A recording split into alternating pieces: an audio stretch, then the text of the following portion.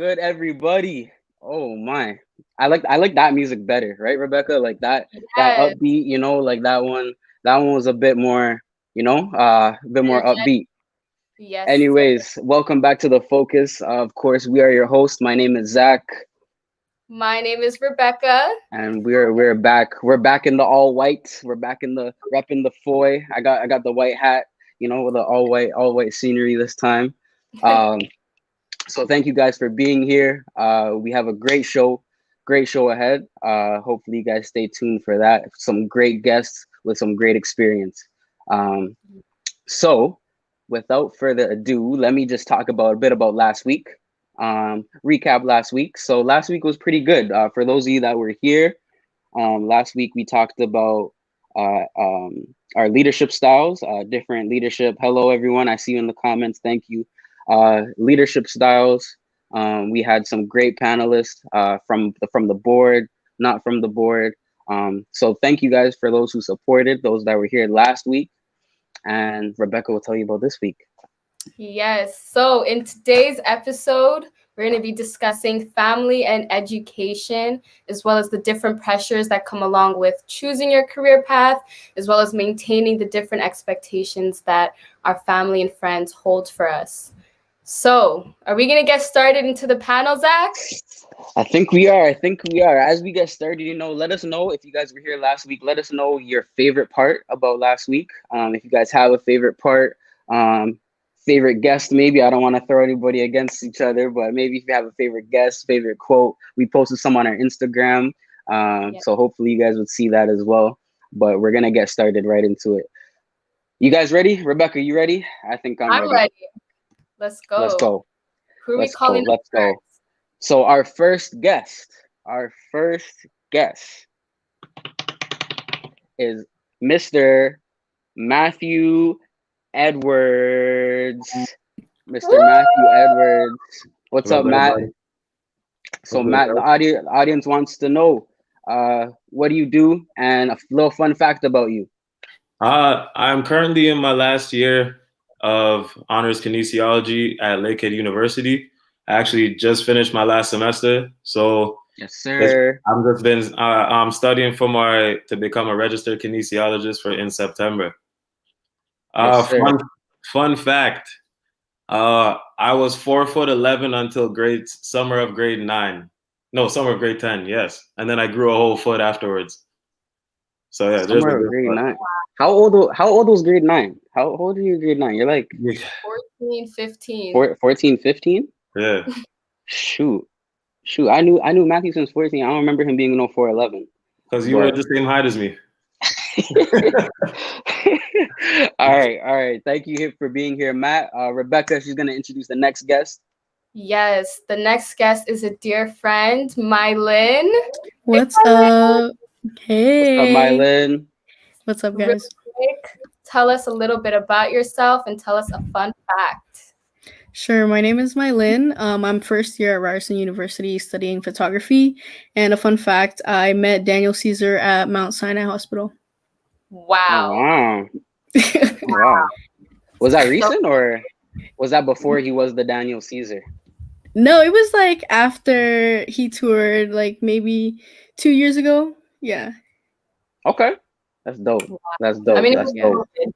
Yeah. Yeah, before COVID, for sure. Thank you Yeah. for being here, Mylin. We're gonna introduce you guys to our next guest, Dr. Joel Kerr. Is Dr. Joel Kerr here? Yes, Yes, sir. ma'am. I made Dr. it. J. Yeah. So, Dr. J, the people want to know what do you do and a little fun fact about yourself. I am a chiropractor, owner of the Health Institute, which is a multidisciplinary clinic out in Scarborough, which is the best part of Toronto, GTA, hands down, East Side, all day, every day. Yes, I'm glad sir. nobody's objecting because I would come and find you. A fun fact is I have a beautiful 11-year-old daughter. That's fun and the Amazing. truth. Yes. Amazing. Hopefully, she's watching here today. I will. Hopefully, you let me know the YouTube link, and I'll zip it over to her. She'll definitely watch it. Yeah, for sure. All right. And our next guest is Miss Erica. Hey. Hello, hello. Yep, definitely Scarborough stand up. Yes. I went to Ryerson University actually as well. When I did my degree in social work, I now work for a small organization based out of Toronto. And I'm actually going to go for a fun experience. And it was when I turned 20, way back when. I had a little DJ Khaled moment and went jet skiing in the Cayman Islands and thought I was a cool girl. That's an experience I hold dear to my heart. Cayman Islands. That's crazy. It was Yeah. indeed. All right, thank you guys for all being here. Thank you guys to the guests. So hopefully you guys embrace the guests. We're gonna get right into our first topic. So, of course, this week our topic is education and family, guys. So, one of the challenges, I guess, within our youth, hopefully our target audience, is that time management is a real problem, right? Or not a problem, but it's a bit of a challenge, right? So what can the people do in terms of time management, balancing your time better, extracurricular in school, as you get older? Like, I know, Matthew, you play some sports, so what do you think the best thing for time management, the best routine rather? Muted, sir. No, I find it's easiest for everyone to find their own journey, to figure out what works best for you. You can't really develop your own plan based off of somebody else, because everyone has different needs, different levels, different tanks, energy tanks. Some people run out of gas a lot quicker than others too. So it's just figuring out what works for you, and then just trying to do the best you can to every day. Just not try and get everything done all at once, but just little by little, just keep improving with yourself and your routine. Wait, I have a quick question. Mm-hmm. So you were talking about energy tanks, right? And Yeah. like how some people have less and some people have more. Do you think that's something people can work on? Like, I do think it's something you could definitely work on and build on. However, it's all about learning when you need to take a break. Because there are some people that are just workaholics, and once they see a task, I'm one of those people. Once I see a task, I can't sit down until I know it's completed to the best of my ability. Like, I'll get high anxiety levels if I can't finish it. And so I've been referred to as a little stress ball if I until that happens. So yeah. Sorry about that. Please. No worries. So the flip side to it is, like as you said, you see a task and you do it. Some people, I've been victim to it. Some people see a task and they're like, "Yo, it's due Friday," like it's due Friday, or it's like, you know what I mean? Like it's not top priority to you. So true. For myself, I've always been a procrastinator. I won't lie. If I know it's due in 30 days, you will see me put in about 30 days work within the last two, the night, like the 2 nights before. But in my last year, so in your 4th year of kinesiology at Lakehead, you have to do a thesis study and presentation. And so that runs the entire 8-month long period. And on top of this, you have a full workload. The only difference for me, as opposed to different years, was the pandemic. So I didn't have regular weekly games where I had to fly out to Toronto and then play a team and then come back and still have to balance everything. Yeah. I got lost. Sorry, my brother's running in and out of the house and it's really throwing me off. Yeah, no worries. No worries. But well, can you repeat your question one more time for me? So just in terms of procrastination, right? Like, how do you combat that? Like, right? So you're a person that, you see a task sometimes and you feel it. But some people see a task and they're like, I'll start at 11 o'clock and I'll have 59 minutes to do it. Right. So what do you do? How do you get out of that shell, out of that mode? Because sometimes you're not going to have only 59 minutes to do it, right? Right. So one thing I did was I set an alarm, like I set the due date a week earlier than it was actually due. And I challenged myself to try something new. Everyone's different, so I challenged myself to see if I gave this as the actual due date, then let's see what I could do after that. Then I completed a week early, handed in because everyone has a TA or a GA that's that can give them feedback, and then you'll get it back, and then you have the chance to try it again. Now, although it does take more time and you are investing stuff, it's really important to know that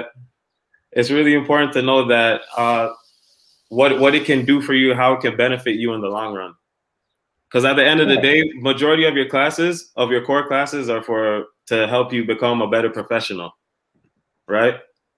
Oh, right. Yeah, the people are agreeing with you. They're agreeing. Appreciate it. And as someone, like, I'm still in high school, I'm still in grade 12, right? And I know my Lynn here is first year. I want to know, like, is the workload like so much more different than high school workload? Like, I wouldn't say the workload is more. So they like to catfish you with this in your semester. So your first month and a half, especially in your first year, it's gonna feel like you don't even have any, because it's an adjustment because you get used to not having daily homework in most of your classes, or you just have to have a reading. But most people don't do those anyways. okay. So and then all of a sudden you go from not having anything and enjoying yourself and working on your social life and building your social profile, that next thing you know, there's midterms. And along with midterms, you'll have a paper to do. You have in this class, you have an essay to do in that class. You have something else to do, prepare to hand in, and it will all come out at the same time. So so for those in grade 12 and first year, the workload doesn't really change. Just the expectations go up. Mm-hmm. Yeah. Yeah. I know, like, I have some friends, like, I think it might depend on the program, because I have some friends who sound like super stressed about school, but then I have some friends and I'm like, bro, it sounds like you're doing school part-time, like you're not even doing anything, And Right. it kind of depends on, like, the person's work ethic as well. So I feel like university in itself, I mean, I've never been to university, but I feel like university in itself is probably hard work anyways. But I just wanted to know if the transition from high school to first year was tough. And I know Mylin, it's your first year, Mylin. So how was that? I mean, the transition it wasn't too bad. I think, like Matthew said, like the expectations are like higher, but like in university, you just have to, put everything into your own schedule because nobody's chasing after you, right? So you gotta time manage and set certain dates and deadlines for yourself so that you can finish the work and the homework and that you're on track. Yeah. Right. So what I'm hearing, it's manageable. Because the way some people make it sound, like making us 12th graders so nervous, because they make it sound like it's almost like over. Like as soon as you get into university, like no life, no anything. But yeah. Mhm. So you're telling me it's manageable as long as there's time management. Was there any new skills that you had to like kind of pick up to help manage university and stuff? Because I know you also run multiple businesses as well, right? I think laying out your schedule is a good thing to do so that you know when to do your work, when to separate your work life and your school life so that you can be successful in what you want to do. And I think that if you plan things out first, you can easily follow them and it won't seem like such a hard thing to do. Right. So in terms of like I guess Erica, you can help me out with this one as well. Like in terms of like I guess resources to find help to maybe those workloads and stuff. If you do extracurricular, that stress level becomes a bit higher, right? As you get into like more in sports or more deep into school and stuff like that. So like how do you help those, like from a supporting role, not in that position, but from a supporting role, how do you help those in that position? Or what do you say to maybe help them steer in that direction? Definitely a good question. I think as you're going from high school to post-secondary, it's a very big transition. You're kind of feeling the pressures of like, now my life depends on this. A lot of things are rocking with this, but it's really just giving yourself an awareness of who you are and what you can do and what your capacity is, and also a gentleness of knowing that that will not all come tomorrow. Like you're not going to be a straight A student tomorrow. It's still an adjustment, and really leaning on your school support system. So I know at Ryerson, by my first year, I was like, maybe I don't know how to write as well as I thought I did. Like, let me go down to the writing center. Let me utilize that. Definitely paying attention to your planner when you have free time between classes, work, placement, sports, the things that you're doing, and really wanting to set yourself up for success. Another thing would be learning what kind of learner you are. For me, I'm a visual learner, so being able to apply myself visually, being able to take notes, see those things were helping me to adjust to having these huge chunks of information. But really just an awareness of, okay, what kind of learner am I? Okay, if I do procrastinate, how can I remove some of my feelings from my task? Because usually when we procrastinate, it's a form of avoidance. That paper is really long. I don't have 30, pages in me. That paper is really long. I don't have 10 pages in me. Okay, how can I start page by page? How can I start, reading this book so I'm collecting my research first and really breaking it down into shorter tasks? It doesn't mean you might not procrastinate on those shorter tasks as well, but it's building that bite-sizedness so that you'll be able to accomplish it long term, and really figuring out those processes as you go. Okay, this was a successful paper because my first draft wasn't my final copy. Okay, this was a successful paper because I was able to go to the library and I have these, other students that help me learn so I can do that. This was a successful assignment because I was able to go to the writing center. So it's all just about that awareness of what we might be doing well with and what we might not be, and knowing that like there's always room for improvement. Absolutely. I think the flip side to it is too the what we all kind of alluded to was like the extracurricular part, right? So I think extracurricular plays like a role in like our time management, like a big part in it.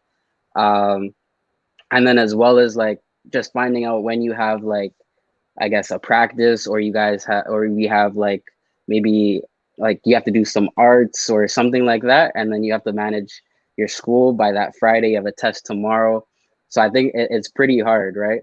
But also the thing is too, I hope like everyone that's watching also knows this, that like as much as we talk about university and time management, and there's other challenges to time management, right? Like university is not the only route. Some people are not in university, and Dr. J, like even now, like like you mentioned your fun fact, you're a father, so that time management, how does that look now in the career aspect? First of all, I really, really, really, really, really, really, really want to commend all four of you that are on this call. Zach and Rebecca, I would definitely like to hear how you handle your time management. But for the three of you who spoke before, I am very impressed with everything that you just said. So I guess a fun fact would be that I'm 42 years old, and I have been in university almost some of your age, maybe 20 years ago. And everything that you guys just said is it with regards to how to manage your time. I'll start with Matthew first. You can't pick somebody else's style and take it for your own, because everyone is different. Mylin, I believe you said that, if I can remember correctly, it's just finding something that you're into and stick with it. And then Erica, I really love the chunking, because chunking is the best way us humans learn things. We only use pretty much 10% of our brain. And if you know that you're taking a 5 to 6 courses and you're trying to jam everything in daily, that is never going to work. The 30-page paper, you got to break it down. And I will be honest with you, I still see grown adults that come into my space, my office space, with neck pain, back pain, shoulder pain. And I have to use all of the strategies that you just said to get them to do their exercises on a day-to-day basis. And guess what, guys? Some of them never come back because they don't want and they never learned how to do this. So what I'm getting at is, if you can master your way of learning now, you will be way better off as an adult, because there's many adults walking around, and God forbid, some of them are your parents. No disrespect to them. Some of them are your uncles, your aunts, and you're seeing them running around with their head with their neck without their head, and it's a hot mess. And there's nothing worse than that when you become an adult and you have a career, you have status or whatever it is, and you can't even manage your own time. And time is so invaluable. Like, you can't get it back once it's gone. So whatever you're struggling with right now, pick one of it, focus, read, ask questions, listen to the amazing conversations like this, and figure out how to manage your time that works best for you. Going back to your original question, Zaki, it is a challenge. And it's a challenge because my daughter is a preteen. So she wants to try everything, get in everything, and I have to break it down and say, yo, you can't do she's this. curious. Very much so, right? And right now it's the social media curiosity. And it's hard because her friends are doing it. And I'm like, no, you're not getting in it because of XYZ. And I don't sugarcoat anything. I 1000% say, yo, I don't let you go on TikTok and do the naked dancing because I don't want gross old men looking at your body, plain and simple. That's how I break it down. But she's like, oh, but my friends are the only one. I said, it doesn't matter. There is someone somewhere watching it, and I do not want you to partake in that. She understands, or we create the most dynamic, hard-proof groups where nobody else is invited. I see the screening. Anytime when someone adds onto her account, it goes right to my phone. I look at it. I say, okay, who is this? Oh, this is Jimmy, Billy, Bobby from school. I said, okay, how old is he? What school? I ask all those questions. So that's literally my full-time job. And then I'm here at the office, managing patients, as I mentioned before. And that is a challenge. I'm not only managing myself, I'm managing other people in their lives and my staff's lives. So it does get busy. And the last thing I'm going to say is I use an app called, and I'm just going to pull it up. Tell us. I'm going to tell you who's getting aggressive with me. I use Evernote. Evernote, yeah. Evernote. It's a free app that I use. So I'm trying to pull it up here. And is that how you spell it? Evernote, exactly like that. Y'all download it. Okay, I use that, and I like it for a couple of reasons. I can just show you some. I don't know if you guys can see that. You probably can't. No, you can't. So I like it because I can take pictures, video. I can do voice notes. I can create little notebooks for my stuff. I have things ranging from continuing education to IG videos, and I want to look back at. Everything is in here. And listen, I also write. Part of my language, I was going to swear. I also write stuff down. Like I have a journal and I have this as well. So it's double foolproof. My phone dies, I can still access what I need to do for the day. And then sorry, one more thing. The last thing I would say too is we got to make sure that you schedule time for yourself. And I know it sounds insane when you're a student. You got 6 courses, the 30-page paper. Your parents are asking you to do stuff. Hopefully you don't have a boyfriend or girlfriend, in my humble opinion. Waste of time, distraction, just have friends. That's it. But you need time for yourself because you guys are still growing. And I really don't want to sound like an old man, but I truly am. You're still growing and you need time for yourself. You need to figure out who you are. And before you are able to give yourself to someone else's attention, figure out who you are first. And that is time for yourself through exercise, through meditation, just by doing nothing, not staring at a screen. I really think that is so important. And if I could go back and do university time all over again, I know for sure I would not have, quote unquote, one significant girlfriend that was just sucking the life out of me at that time. But anyway, that's a whole other story. Goodbye. Sorry, Matt, go ahead.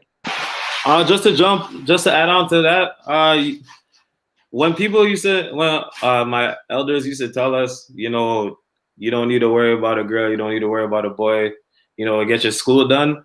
You never really want to listen to them. And one thing, I'm older than most people in that I can see right now.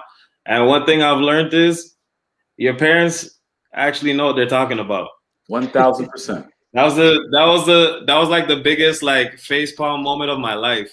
Was when I sat down, I was looking, I was like, I told my mom, I'm like, you guys are actually right about a lot more things than I gave you a hard time about. You know, so my biggest advice I could give you guys right now is just listen to the Dukes, because they get it. Yeah. And it's not to say that you can't have a friend that's a girl or a boy that's a girl. It's just when you are in a relationship and there's emotions involved, and let's just be real, you guys are adults, you're exchanging bodily fluids. There's so much more stress that comes with that, because the person's expecting you to do things and you're expecting them to do things. And if that doesn't happen that way, you get upset and you're completely distracted from what your focus should be. And it is the honest truth. And I know that's not what we're totally supposed to be talking about on this call, but it went there. And I'm just telling you the truth. Yeah, no worries. But one of the things that I guess both you guys mentioned is that I guess parenting styles change, and they're different, right, for different people. And one of the things was, I'm going to tie it back to education for a second to share kind of my story. I guess Matt and Dr. J, you guys already know this, but I took time off school, right? I took time off school, and a lot of people in, I guess, the older generation, I don't want to age them, but the older generation, it wasn't really looked at as ideal, right? It was like high school, post-secondary, job, career, family, whatever, right? And I didn't initially go that route. I took some time to myself, and I was like, everybody was like, what? Like, so what are you gonna do? What are you gonna do during this time? But now I'm in school. Matt said, but now I'm in school, right? And I'm looking at my peers around me, same age, and some are in the same year as me, some are in different years, some people I'm ahead of now, like, and we all start at different times, right? So I guess that goes back to my procrastination point as well. Like, do you think, I guess this is for everyone, do you guys think there's an ideal time, or do you guys think university's for everyone? Because at one point in my life, I didn't think so, right? And then even though I'm in it now, I didn't think it was for me. You could ask anyone around me. I was questioning everything. But can I hop on that question first? Because again, and I can comfortably say this because for the six of us that are on this call, we're all ethnic backgrounds. And if you have any parents that have migrated here to Canada, there's probably three professions that they know. It's either a doctor, a lawyer, or a teacher. Yes, right? Sir. And if you don't aspire to be one of those things, you're a complete embarrassment for your family. And then the second embarrassment is if you don't go to university. And if you go to college, or if you go to apprenticeship, or if you start working, it's a complete disaster in their eyes.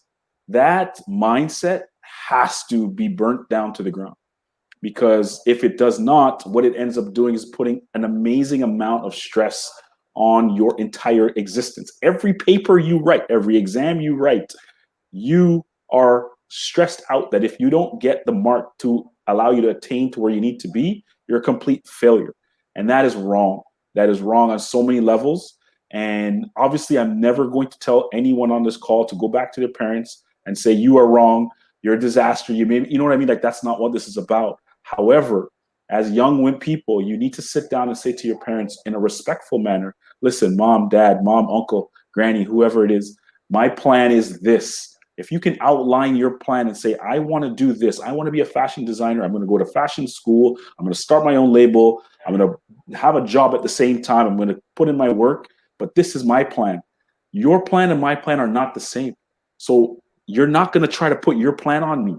But the issue is when you hide and when you lie and when you're secretive and you tell your parents you're going to university when you dropped out in the first week, and you're going and pretending to go, and then stress that's just mounting upon you, that's not good. You're living a lie and you're trying to fulfill your parents' dream. And that's where we have in our community, the people of color, ethnicity, we have so much extra pressure on ourselves. We lead to drugs, alcohol, prostitution, whatever it is, the negativity down the realm. but it all starts from the fact that you're not being honest with your parents and not being honest with yourself. So I just wanted to start with that. Yeah, 100%. And I want to direct this to Mylin, because Mylin is studying photography, and that's not necessarily a traditional, career that you go into. So Mylin, please talk about your parents' reaction when they heard you. Sure. Like for the first 3 years of high school, or even before that, I really wanted to go into the medicine field or the medical field and be a surgeon. But I was like, last year of high school, it kind of hit me, and I did co-op, and I liked it, but it wasn't something that I could, follow up in post-secondary and learn about it and kind of have it as my career. So it was kind of important to me to realize that by myself first, and then sit with my parents, tell them, okay, I have a passion for photography. I want to do this. This is what I'm going to do after I graduate. Well, this is what I'm going to do while I'm in school.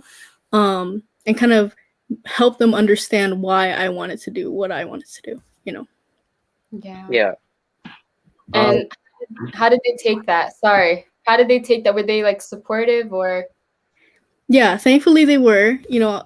Before they were, they wanted me to be a doctor, but I, outlined everything that I wanted to do, and they understood it, and they saw that I could be successful and happy at the same time. So they were in support of that. Yeah. So talk to your parents about it. Talk to Number them. one thing. Yeah. If I may jump in, ironically, my personal story is a combination of the last previous two. So my family immigrated from Jamaica, and so we have that small island mentality where it's, if you're not one of these three things, if you're not bringing home straight A's, then there's an immense amount of pressure on you. And on top of that, I got to a certain age where I accepted that I can't learn the exact same way as everybody else, or I absorb material or certain things. I didn't know what my strengths was. And that was at an age where I was sent to university, basically. Right. So I was in university and I didn't know what I was doing, wasn't enjoying what I wanted to do. Boop, boop. I see that. Don't know what I wanted to do. And it got to the point where I even finished an entire degree of something that I did not even have my heart in. And that's how I got to Lakehead, because then I had to sit down. I also wasn't open with my parents. I had the worst communication possible because I didn't want to let them down. And I didn't want to seem like they raised the only failure out of the entire clan, right? So, you swallow your pride for the family and try and do these things. But then there comes a time for everybody where, you say, well, this just doesn't work for me if I'm going to be happy. So you're going to have some type of talk with your parents at some point, I believe. My advice is to set it up, while you're preparing them, set it up and create an environment where there's trust that's being built and its communication can be open. Then, yeah. Right. Especially around this time too, for like seniors. I know this time 2 years ago, was it 2 years now? Yeah, 2 years ago, this was like the most stressful time as a grade 12, because this is when universities are getting back to you. This is where programs, you're like, oh shoot, do I want to go to Lakehead? Do I want to go to Ryerson? Do I want to go to Laurier, right? Or do I even want to go, right? So this time of the year, like Erica, I know you have a bit of experience. Like, how can people navigate and weather the storm like this time of year for senior students? But like making that transition from high school to whatever their next journey is in life. I think what everyone mentioned about the honesty, being honest with yourself and being honest with your parents, I know definitely in different households, it's with a grain of honesty, or, finding where that environment can come in. But it's definitely, asking yourselves and going out to trusted people that whether it be friends or mentors. Okay, who am I in this season? Is this something that I want to pursue? Am I doing it for other people? Am I doing it for myself? Can this look differently? When I talk to my young people, I always let them know that the good, fortunate thing is that school will always be there to take your money. So if you want to go in the future, like, they will accept you, and that is something that you access looks differently for different people.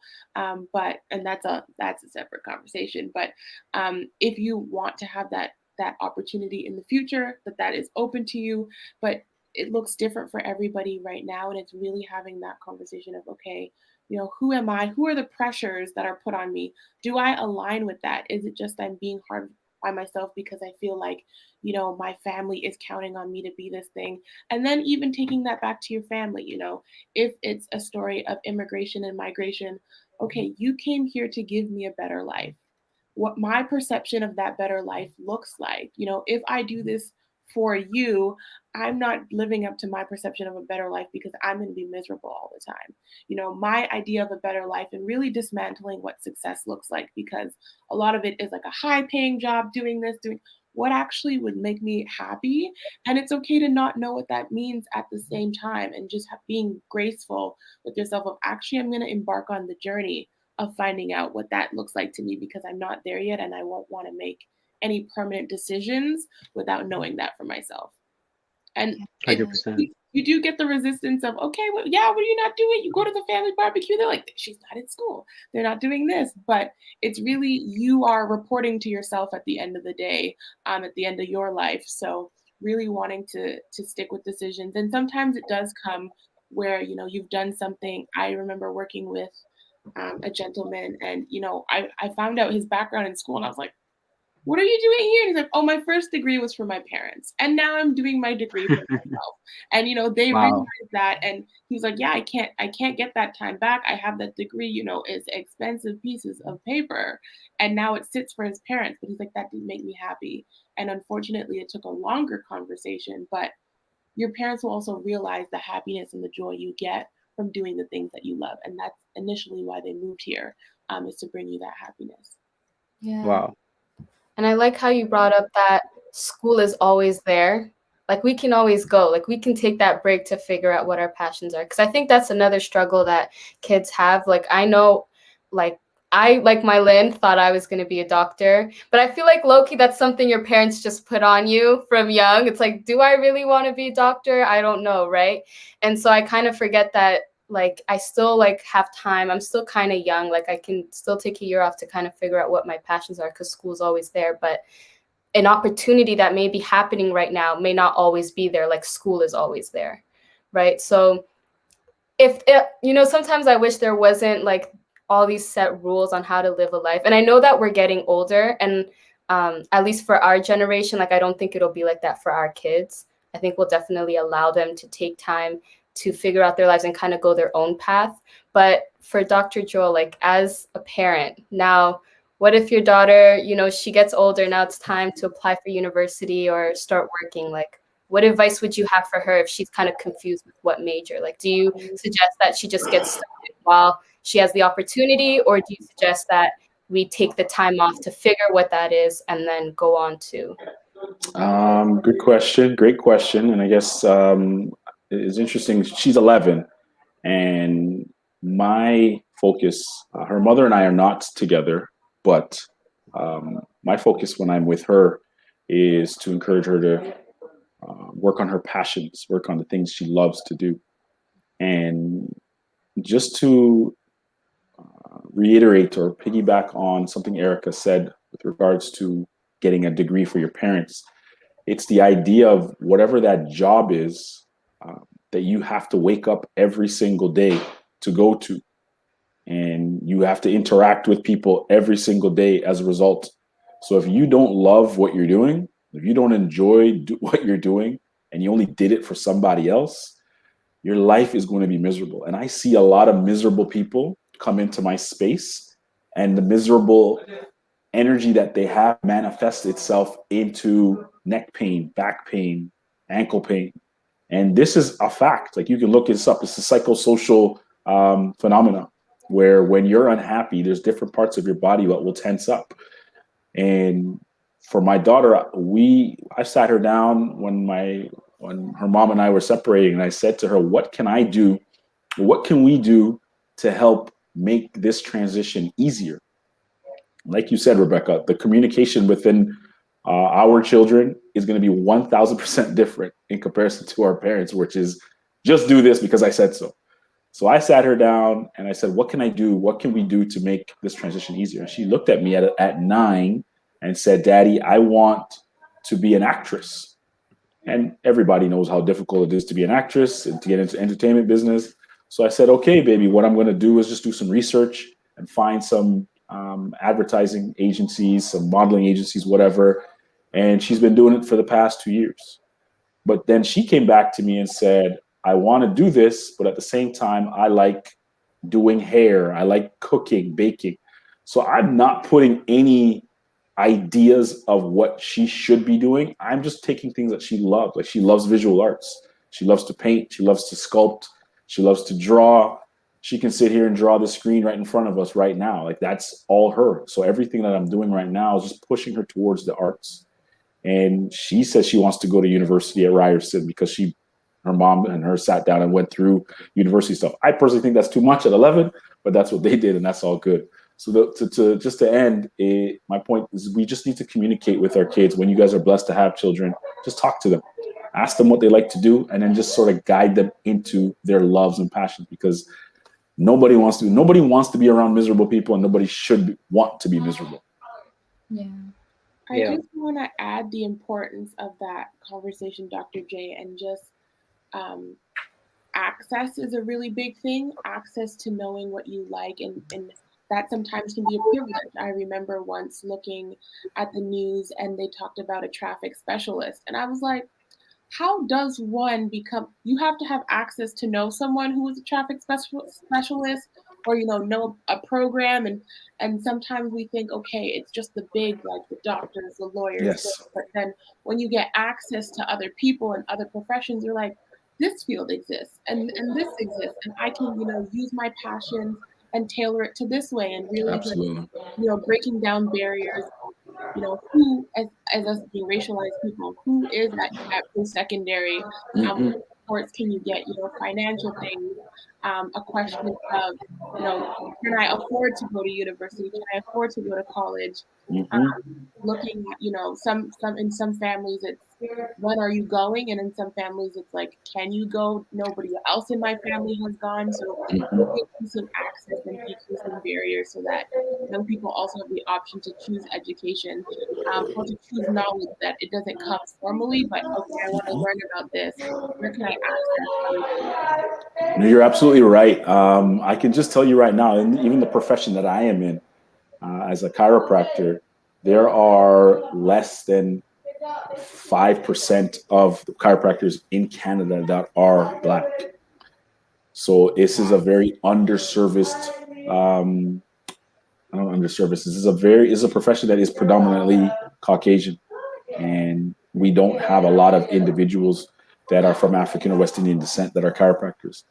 And what we're doing right now is a perfect example of increasing the awareness of a profession, and of a specific profession with regards to mine. There are so many ways, and I know a lot of people, when they think about school, they think about money, like how much money or access will you have when you're finished school. There are so many jobs in real estate, construction, that have anything to do with mixing it, cement, that we could be in, and we're not. Residential real estate, real estate agent, or on the commercial side. Like there's so many things, but we need to just ask questions. And let's just be frank. What ends up happening in the school system, specifically in high school, is that your guidance counselors, the people who are supposed to guide you, are pushing you towards professions because they think that you're not smart because of the color of your skin, which is beyond insane. That's where you need to have your parents behind you to advocate for you and say, hey, listen, I want my daughter or my son to just excel. Don't try and put him or her in a box and say that they have to do a trade and that there's anything wrong with a trade, but you can't just automatically assume that's where a student needs to go. So it's definitely something that we, and on this call and everyone that's listening, we just got to keep pushing the envelope and create change. 100%. I think the flip side to it is too, like there's also the education side, but I know I have friends whose parents are like, hey, I didn't do this, so you're gonna do this. For example, one of my friends, he plays basketball. He's in university now, thankfully. But his father is like, hey, I didn't make it to the league, so you're making it to the league. So as a student, I think Dr. J, you know firsthand too, people that maybe come in your facility as well. Like, how do you do you see that visibly, that people are sometimes out of it if they're forced to do something, or like how do you have that conversation with some of those people that have those challenges? With regards to sport, I have to be really honest that there is a very small fraction of individuals that are going to make it at that highest level. And I can tell you, doing this for 15 years, I can tell when a kid comes to me if he or she is going to make it. And it's just a thing. They just have it. It's not anything that's measurable. There's no objective nature to it. But for sure, they need to have a strong social support network around them. That may not necessarily mean your parents, but they just have a team around them that's going to look out for all aspects of their existence. But if they don't, my objective for every child or a student athlete that comes into my space is I want to introduce them to other aspects of sport so that they can still be involved with sport, but they might not necessarily be the professional athlete, because there's so many professions. You can do something like a sport agent, a ref, a coach, equipment, whatever it may be. You can still be involved with the sport, but to be a professional athlete, it's so difficult. It's extremely difficult, and it takes a special human being to be able to get to that level.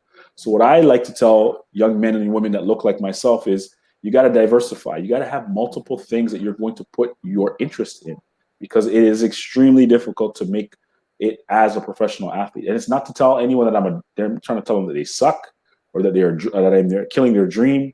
It's great to have dreams, but you also need to be realistic.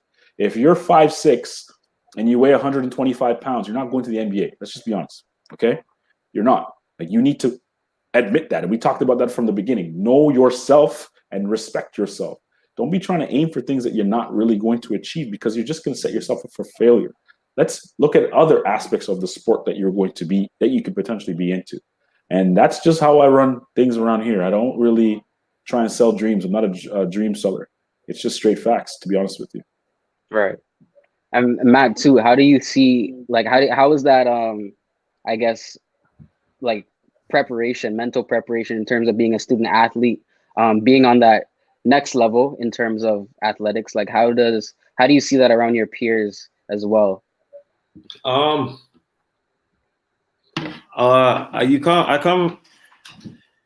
in my 4 years, I've met most of the guys that come into the league, CIS, U Sport, whatever you want to call it. Most of the guys that I've met have goals of playing professional somehow, either going to the NBA or going overseas. There are very few, however, that come to school with the idea of being a student first, right? So for myself, I didn't have hoop dreams like everybody else. I had a different mission of proving some people wrong that didn't think that I could have got here, right? But I realized that school was not only a good coping mechanism for myself, but sports also helped me not only get into school, but it helped me pay for school. It helped ease a lot of the stress for me with school, because it provided more outlets, so many outlets and so many resources. Because at the end of the day, a school, it sucks. It sucks for all regular students that just come for academics, but the school does whatever they can to make sure that their athletes who represent them every single day are taken care of in some capacity. Some schools do it since they have a bigger budget, because they may be in a larger city, can do that more extensively and take care of their athletes. However, at the end of the day, there's nothing different from our diploma than anyone else's diploma.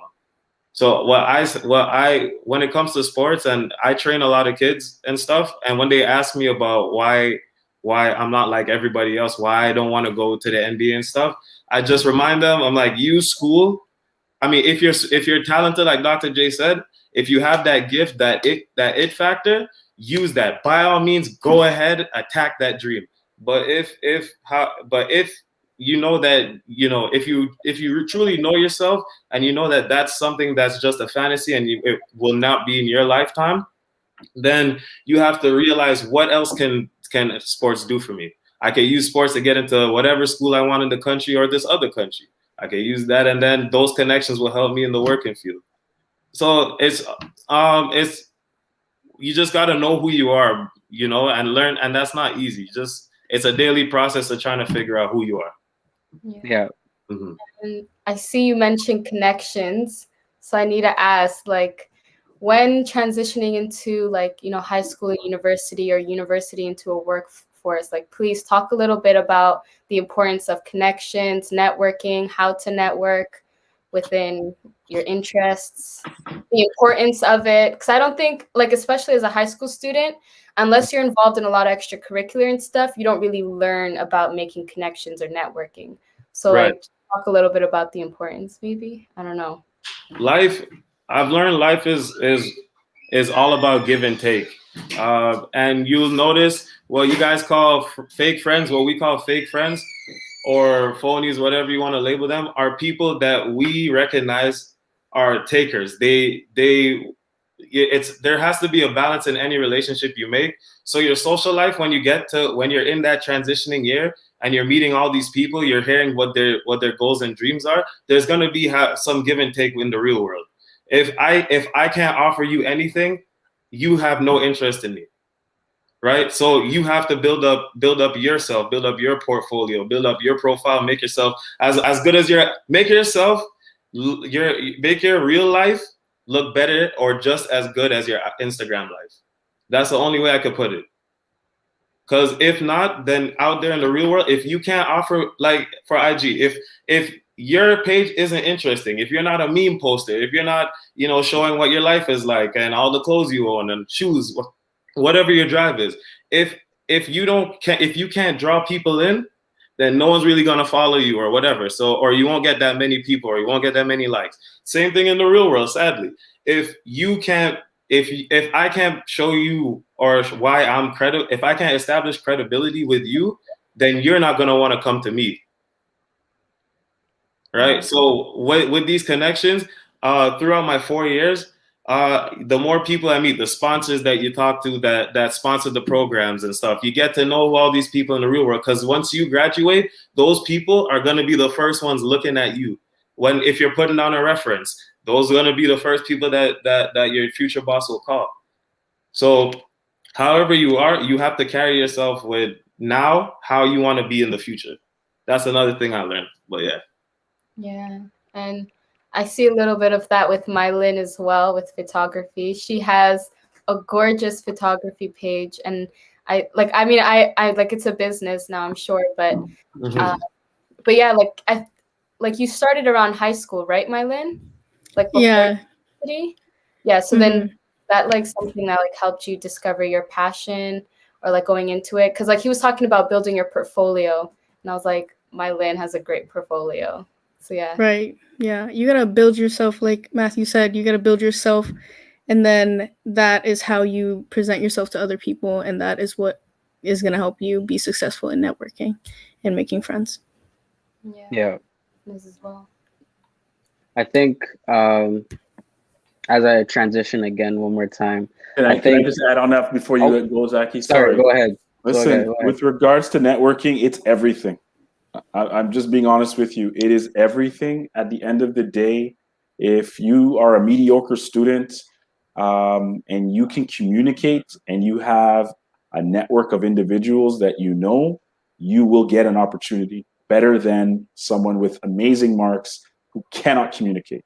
Mm-hmm. And I find something very, very poignant, and I don't even care if anybody gets mad at me, but most of your generation, you are poor communicators, and it's not your fault. It's not your fault entirely. It is definitely the education system. Back in my day, we used to have classes where you were responsible for coming up in front of the class and speaking. They were oral communication classes. Like, you had to present things. Now they don't do that because one kid will get anxiety because he can't stand in front of the class, which is absolute BS. What do you think is going to happen when you have to go to a job interview? I have sometimes some people come in to do a job interview, and I'm asking them questions about themselves, and they're looking down like this, and you can hardly understand what you're saying. Why on earth would I hire you? Tell me Yeah. why I should hire you right now. And at the end of the day, it's because they lack the confidence in speaking, even about themselves. So networking is everything. Communication is as close together, because at the end of the day, if you cannot talk, you're not going to meet new people. So whatever field you're in, you don't have to be in sports, you don't have to be in photography, any job passion that you love, you can pick up the internet. You can go on the internet and find what it is that you love, introduce yourself via a cold call, via an email, and you just keep doing it until somebody responds, if that's what you really love to do. And you have so much more time now because of what's happening in the world. So there really is no excuse for you not getting the exposure and the time and meeting new people, because everything is at your fingertips in comparison to back in the day where you had to trudge through snow or rain or sun to go and introduce yourself to somebody else. I just wanted to jump on that before you moved on to that. Yeah, no problem. Just to add on to what I said before, and to also connect what Doc said as well. When it comes to networking, yes, it's important to meet this person and that, but it's also important to still be genuine, because in the work field, a lot of places where that I've been in, or a lot of people that I've come into contact with, you have a lot of people that have locked themselves so much into their studies that they lose the social aspect of a job. And so, yeah, you could be I'm not trying to encourage being an average student by all means, but if you can still excel in your academics, but each aspect or each area is just as important as the academics, because you can know all your facts, you can regurgitate all the knowledge you know, but if you can't connect with the person in front of you, then that also creates some bumps in it as well. Yeah. No client has ever asked me what I got in grade 11 biology. Just saying. It's never happened. Yeah. It's never happened. Erica? I said it is about being a person of substance. And when we talk about finding ourselves and having our true identity, people will see that and recognize you. And at that moment, they're not asking you about, grade 11 biology and things like that. They want to know who you are now, what you do, and you're able to have those conversations. And even when we think about sports and extracurriculars and the things that we're interested in, it's being able to talk to people, it's being able to have conversation, it's being able to do small talk and bonding with people, and they'll be like, okay, that person had substance, I'll remember it. And the world is very small. You will run into people, or you have people on LinkedIn where you don't really, you might not think that that's a big connection at the time, but 5 years later, you run into them here, you run into them weren't you doing this, weren't you? And because they remember you're a person of substance, the connection will all be automatic, and catching up just as easy as the last time you spoke, because you do have those communications to be like, this is what I'm doing now, are you doing this, this is what I'm into, and someone always knows someone else. So that's how connections are made. When people know what you're into, what you're doing, they can say your name in rooms that you haven't been to yet. Yeah, and so just to circle back on everything and to bring us to the very first point that we talked about, which was time management, right?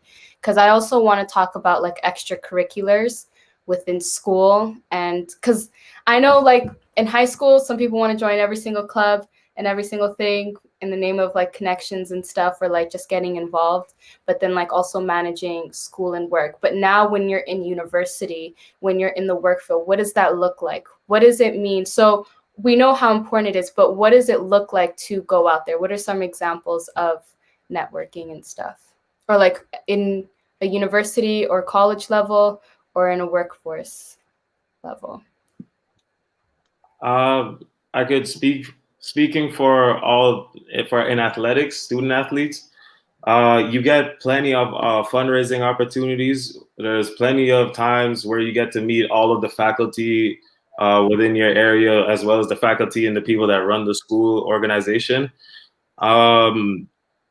There's basically any time that you go that we have to wear a suit or dress up in any way, there's always gonna be somebody.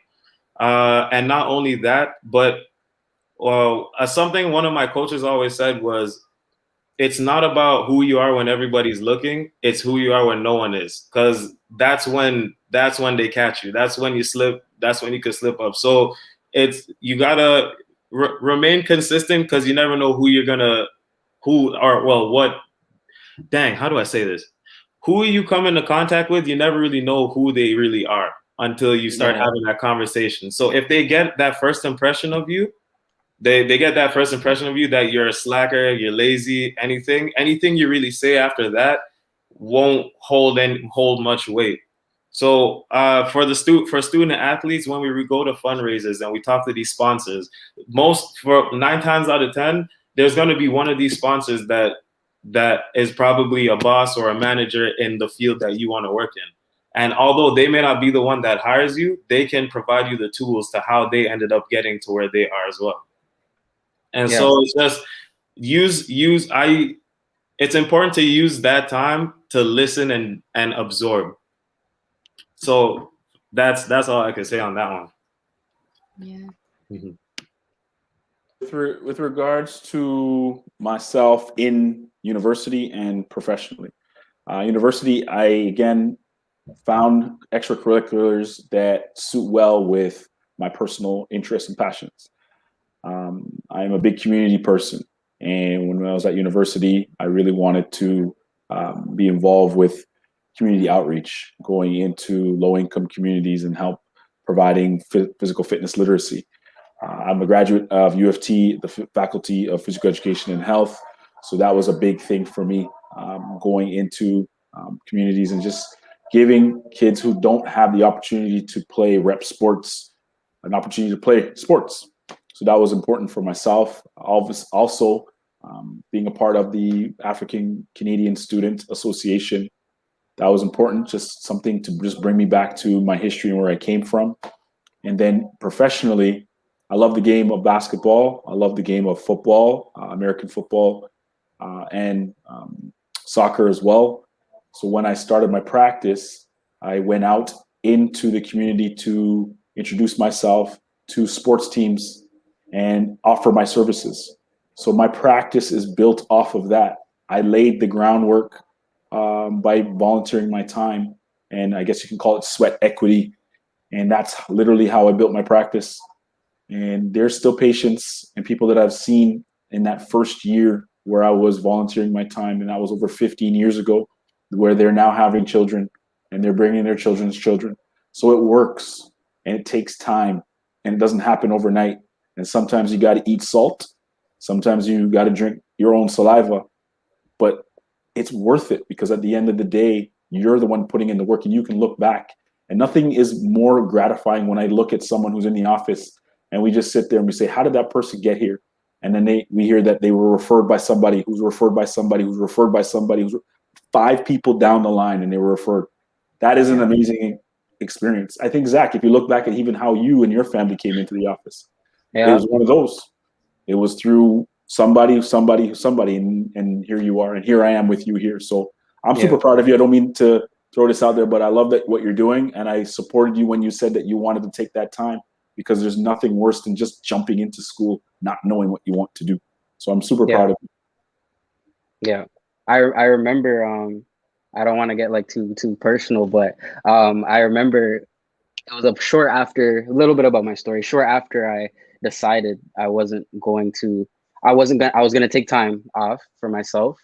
I came into Health Institute, and I was speaking with Dr. J, and I literally sat down beside him. You might not even remember this, but I sat down. He wasn't doing anything, and I sat down and I said, "You were right.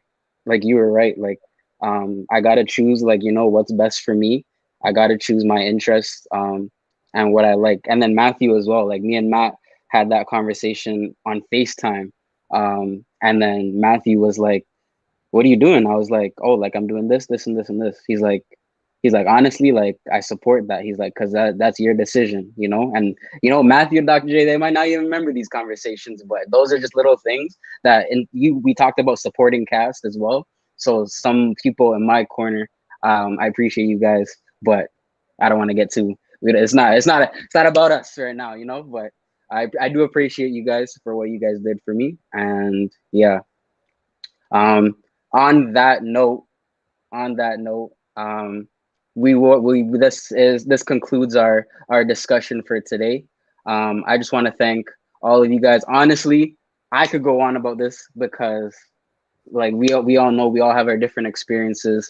But I understand that everyone is busy here. So we just want to thank you guys, myself, Rebecca, Focus on Youth. We want to thank you guys for coming, taking your time out of your schedules, and sharing your experiences, because we learned there's different experiences from everyone, you know, everybody has their own stories.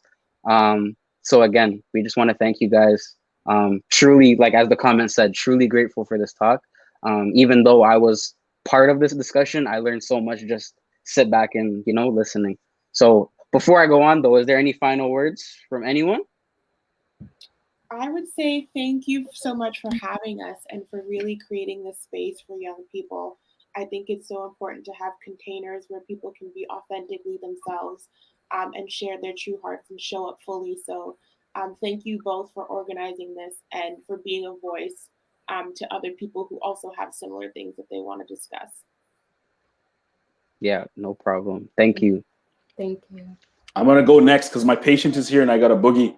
Yeah. I'm gonna recommend two things. Number one, journal every day, every single day. Go to the dollar store. This book costs $1.25. I don't know why they call it the dollar store, but anyway, and write in your journal every day about how you're feeling. Some days, look, it'll be one damn line. Another day, it'll be a whole bunch of lines. Okay, but my point is just journal. And second thing is read books.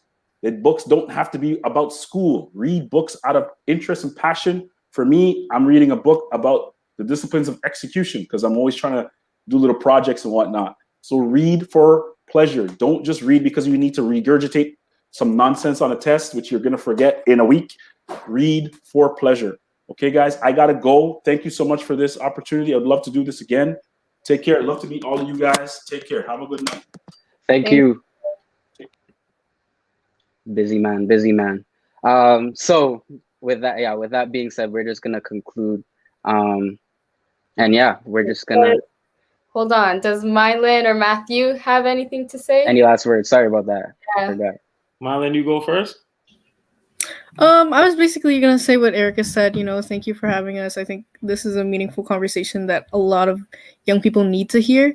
So it was good for myself and I guess the audience also. Thank you, Mylan. 100%. For myself, for anyone that's listening, anyone, especially the younger ones, grade. If there's anyone in grade 9, 10, even in grade 11 or even grade 12, just use high school as an opportunity to explore who you really are. Try joining as many clubs as possible. Yeah, I mean, now it's kind of hard, but even still, always keep trying new things. If one thing doesn't work for you, if you're weaker in some area, you're gonna be stronger in a different one. Just keep trying and keep working at it. Persistence is key. 100%. All right. Take care, guys. We're gonna move on. Take care. All right. Damn. Woo! Damn. That was pretty good. Were dropped. Like that was pretty dope. This video and take notes. That was incredible. That was pretty dope. For those of you guys that are still watching, we want to thank you guys for watching this. Thank our guests one more time. As you can see, so they're very busy. As you can see, Dr. J, he had to run, but they took their time to speak to us, speak to you guys. So hopefully you guys all found this insightful. If you guys want to know more about how to find help, where to find help, we have our school supports here. So you can find teachers, CYU, guidance counselors, vice or principals, school social workers, or just a social worker in general. Erica, I'm going to plug Erica, but we'll get into that. And then a school psychology staff. Yes, and if it is after school hours, there are some community supports. You guys can check out What's Up Walk-In, which is whatsupwalkin.ca. You can also call Mental Health TO at that number up there. And you guys can also call Kids Help phone line, 1-800-668-6868, or text Connect to 686868. All right. Yes. Zach, plug and them in. We can't go forward without a little promotion, a little promo. So Vision Mills, as you heard, we have a photographer on deck. So follow Vision Mills Instagram account. So much amazing content on there. You know, maybe if you guys need any any inspiration, contact her. She'll be sure to help you guys with some advice with her knowledge as she grows her photography profile. Going on to Stepstones FY, so Stepstones for Youth. Sorry, mental health platform that focuses on getting students to that next level, as we talked about. So it's just a great platform to have. And then as well, we can't go further without plugging the Health Institute, a place where what helped me find I wouldn't say success, but helped me find pleasure in what I do. Health Institute will help, as he said. Some people need to get right. There's a lot of stress. So multitude of things that you can do at Health Institute. So I suggest go to their Instagram, maybe just drop in one day. Of course, not during the lockdown, but. Yes. And of course, we have to plug in our Instagram. If you guys don't already follow us, make sure you guys follow the focus.foy. Follow us for updates, as well as the community to put in your questions that you guys may have for upcoming webinars. Yes. Next week's episode. We want to thank you guys for on episode 2. This episode is going to be available on audio version later on. We'll keep you guys posted for that. But next episode is called Police Check. Woo! Oh! So as you guys can see, we'll have guest police officers talk about current events of police brutality as well as answer some questions that we might have. I think this is going to be a banger. I think this is going to be a banger. So Police Check. Make sure you guys are here next week, Thursday, 6 p.m. That is, what day is that next week? Honestly, May 6th. May 6th. May 6th. Yeah. May 6th next week. Sorry about that. May 6th next week, but it's going to be a good one. So hopefully you guys are tuned into that. Yes. All right, guys, we are coming to an end, right? It's over, but we're going to see you guys next week, like Zach said. My name is Rebecca. And my name is Zach, and we'll catch you guys next time. Woo!